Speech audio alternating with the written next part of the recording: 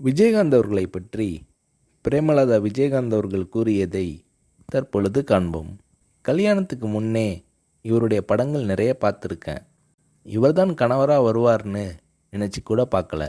எங்கள் சொந்த ஊரான மூங்கில் துறைப்பட்டில் ஒரு தேட்டர் இருக்குது. அங்கே இவருடைய படங்கள் அதிகமாக ஓடும்.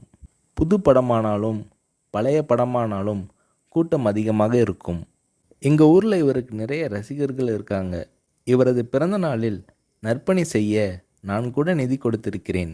இவர்தான் என் வருங்கால கணவர்னு தெரிகிறதுக்கு முன் நடந்தது இது.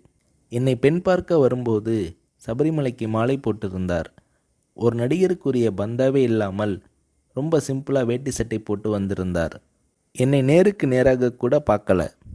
எனக்கும் அவருக்கும் நிச்சயம் செய்யப்பட்ட பின் நான் அவருடன் பார்த்த முதல் படம் புலன் விசாரணை. அவர் மதிக்கிற பெரியவங்க கிட்ட எழுந்து நின்று வரவேற்று பணிவாக பேசுவார். அவர் மனசில் ரொம்ப மதிக்கக்கூடிய கலைஞர் மூப்பனார் ஆகியோர்கிட்ட இருந்து ஃபோன் வந்துச்சுன்னா எழுந்து நின்று கை கட்டிக்கிட்டு பணிவாக பேசுவார். என்னை பிரேமான்னு அன்பாக கூப்பிடுவார். அன்பான கணவர், நல்ல பிள்ளைகள், ஒரு பெண்ணுக்கு இதைவிட பெருசாக என்ன வேணும் என பூரிக்கிறார் திருமதி பிரேமலதா விஜயகாந்த் அவர்கள்.